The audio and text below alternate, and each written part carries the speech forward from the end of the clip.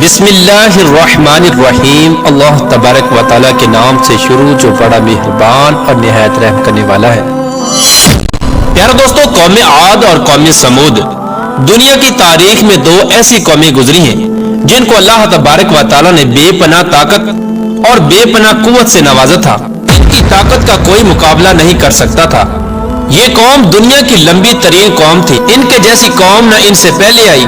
اور نہ ہی ان کے بعد اللہ تبارک و تعالیٰ نے ان کے جیسی کسی قوم کو پیدا فرمایا۔ پیارے دوستو، آج کی اس ویڈیو میں ہم قوم سمود کے بارے میں بات کریں گے جو قوم عاد کے بعد آباد ہوئی۔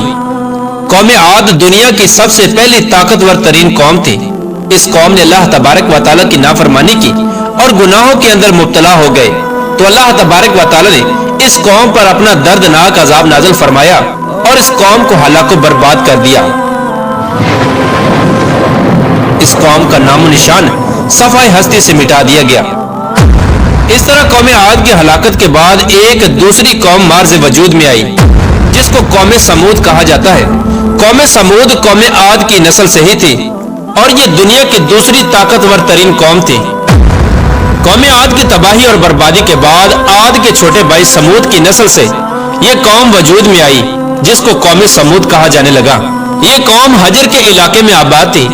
اور آہستہ آہستہ یہ لوگ پھیلتے چلے گئے، یہاں تک کہ یہ لوگ مغربی اور شمالی عرب تک پھیل گئے۔ اس قوم نے اپنا دارالحکومت حجر کو ہی رکھا جو کہ شہر حجاز سے بالکل قریب واقع ہے، جسے آج ہم مدائن صالح کے نام سے جانتے ہیں۔ پیارے دوستو، اس وقت کی سب سے سپر پاور قوم عاد ثانی یعنی قوم سمود تھی۔ اللہ تبارک و تعالیٰ کا ان پر یہ خاص کرم تھا کہ یہ قوم انتہائی طاقتور تھی اور اللہ تبارک و تعالیٰ نے ان کو بے شمار نعمتوں سے بھی نوازا تھا۔ پیارے دوستو، تاریخ کی کتابوں میں اس قوم کا قد 40 ہاتھ بتایا گیا ہے اور ان کی اوسط عمر 900 سے 1000 سال تھی۔ اللہ تبارک و تعالیٰ نے ان کے جیسی قوم دوبارہ پیدا ہی نہیں کی۔ یہ ایسی قوم تھی جن کو کوئی بیماری نہ لگتی تھی اور نہ ہی ان کے لوگ بوڑھے ہوتے اور نہ ہی ان کے ہاتھ پاؤں کمزور ہوتے۔ یہ لوگ ہمیشہ جوان اور تندرست رہتے۔ یہ لوگ اتنے طاقتور تھے کہ ان کی نظر تک بھی کمزور نہ ہوتی تھی۔ پیارے دوستو، قوم سمود کی ایک نمایاں خوبی یہ بھی تھی کہ اگر قوم سمود کا کوئی مرد اپنی عورت کے ساتھ ایک مرتبہ ہم بستری کر لیتا تو وہ عورت ایک ہی بار میں حاملہ ہو جاتی۔ یہی وہ خوبی تھی جس کی وجہ سے یہ قوم عاد کی تباہی کے بعد قوم سمود کے نام سے ابھری اور جلد ہی دنیا کے اندر اپنا اثر و رسوخ پیدا کر لیا۔ ایسی شاندار قوم جس قوم کو اللہ تبارک و تعالیٰ نے بے پناہ طاقت اور بے شمار نعمتوں سے نوازا تھا، لیکن اس کے باوجود بھی اس قوم نے کون سا ایسا گناہ کیا جس کی وجہ سے اللہ تبارک و تعالیٰ نے اس قوم پر اپنا دردناک عذاب نازل فرمایا اور اس قوم کو صفحہ ہستی سے مٹا دیا اور اس قوم کو رہتی دنیا کے لیے عبرت کا نشان بنا دیا۔ پیارے دوستو، اس قوم کے گھروں کو آج بھی اللہ تبارک و تعالیٰ نے نشانی عبرت کے طور پر باقی رکھا ہے۔ یہ قوم بڑے بڑے پہاڑوں میں رہنے کی شوقین تھی۔ یہ لوگ بڑے بڑے پہاڑوں کو تراش کر اس کے اندر اپنے خوبصورت محلات بنایا کرتے تھے اور اسی کے اندر زندگی بسر کیا کرتے تھے۔ اللہ تبارک و تعالیٰ نے قوم سمود کو بہت کچھ عطا فرمایا تھا۔ سرسبز باغات، میٹھے پانی کی نہریں اور پتھریلی زمین پر ہر قسم کے پھل۔ اس قوم کے عالی شان محلات اتنے خوبصورت تھے کہ صرف دور دراز سے لوگ ان کے عالی شان محلات کو دیکھنے کے لیے آیا کرتے تھے۔ پیارے دوستو، قوم سمود اپنے عالی شان محلات اور سرسبز و شاداب باغات اور خوبصورت مرغزاروں اور نعمتوں کی فراوانی کی وجہ سے یہ قوم غرور اور تکبر میں آ گئی اور سرکشی کے نشے میں دھت ہو کر اللہ تبارک و تعالیٰ کی نافرمانیاں کرنے لگے اور اللہ تبارک و تعالیٰ کی وحدانیت کو چھوڑ کر اپنے ہاتھوں سے تراشے ہوئے بتوں کی پوجا کرنے لگے۔ اور یہ بات بھی بھلا بیٹھے کہ کچھ عرصہ پہلے اللہ تبارک و تعالیٰ نے انہی کی قوم پر انہی گناہوں کی وجہ سے اپنا دردناک عذاب نازل فرمایا تھا اور اس قوم کو صفحہ ہستی سے مٹا دیا تھا۔ پیارے دوستو، اس دنیا کی طاقتور اور بدبخت قوم کی طرف اللہ تبارک و تعالیٰ نے اپنے پیارے نبی حضرت صالح علیہ السلام کو مبعوث فرمایا تھا۔ چنانچہ حضرت صالح علیہ السلام نے اللہ تبارک و تعالیٰ کے حکم کے مطابق اس قوم کو بت پرستی سے منع کیا اور اللہ تبارک و تعالیٰ کی وحدانیت کی طرف بلایا اور ایک سچے خدا کی عبادت کرنے کا حکم دیا۔ لیکن قوم کے سرداروں نے حضرت صالح علیہ السلام کو جھوٹا ثابت کرنے کے لیے ان سے معجزہ طلب کر لیا۔ اس قوم کے سردار حضرت صالح علیہ السلام سے کہنے لگے کہ آج تک جو بھی نبی آیا وہ اپنے ساتھ کوئی نہ کوئی معجزہ لے کر آیا، اگر تم اللہ تبارک و تعالیٰ کے سچے نبی ہو تو ہم کو معجزہ دکھاؤ۔ چنانچہ حضرت صالح علیہ السلام نے اس قوم کے سرداروں سے پوچھا کہ آپ لوگ کون سا معجزہ چاہتے ہو؟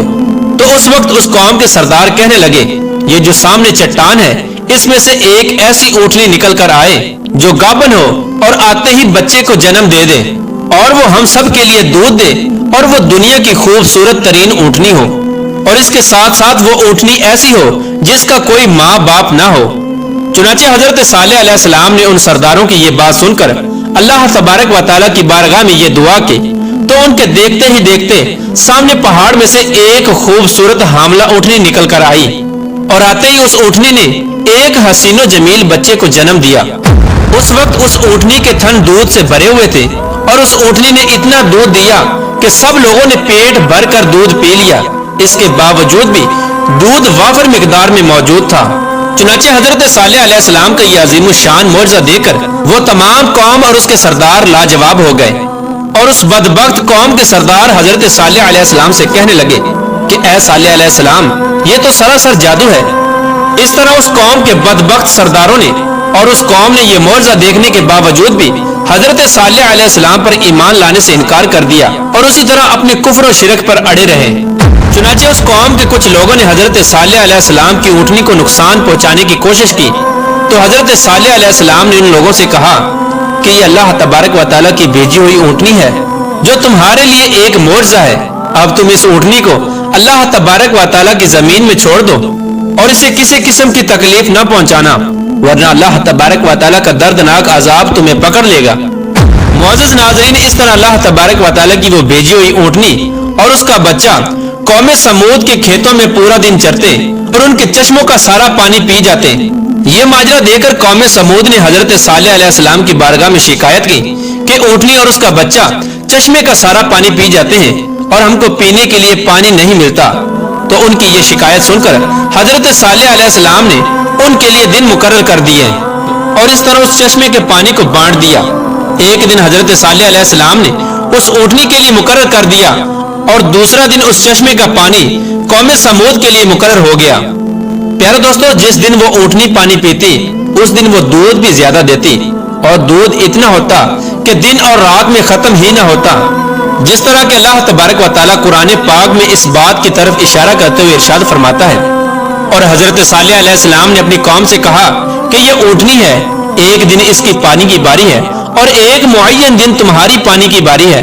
اس کو کوئی تکلیف نہ دینا ورنہ اللہ تبارک و تعالیٰ کا دردناک عذاب تمہیں پکڑ لے گا۔ پیارے دوستو، اس طرح کچھ ہی دنوں بعد قوم سمود اس اونٹنی سے تنگ آ گئی کیونکہ جس دن وہ اونٹنی پانی پیتی اس دن ان کو پینے کے لیے پانی نہ ملتا۔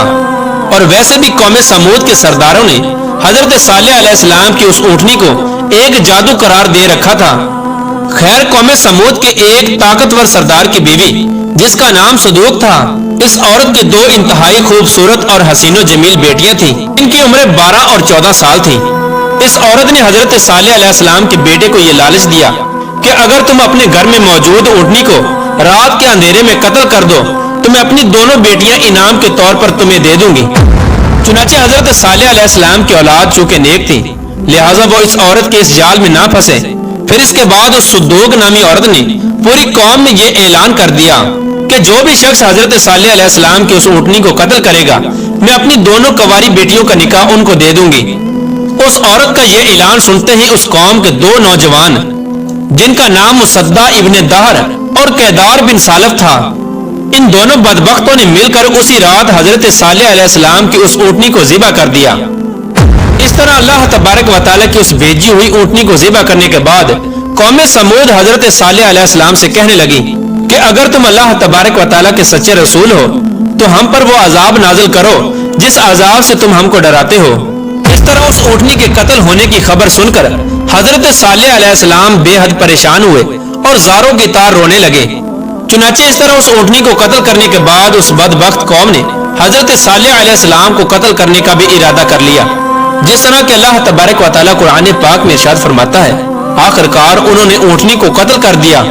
اور اپنے پروردگار کے حکم سے سرکشی کی اور کہنے لگے کہ جس چیز سے تم ہم کو ڈراتے ہو، اگر تم اللہ تبارک و تعالیٰ کے سچے پیغمبر ہو تو اس عذاب کو ہم پر لے آؤ۔ اس طرح جب اس قوم نے اللہ تبارک و تعالیٰ کی بھیجی ہوئی اس اونٹنی کو قتل کر دیا اور اپنی نافرمانی میں حد سے زیادہ بڑھ گئے